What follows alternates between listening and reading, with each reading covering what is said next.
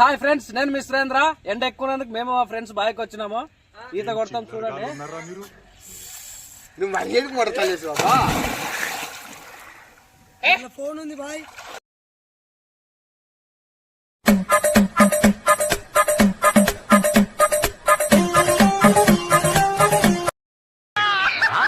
నేను ఆల్తాలా కబలి, నేను కూడా ఆల్తాలా కబలి కబలి కబలి నేను ఆల్తా.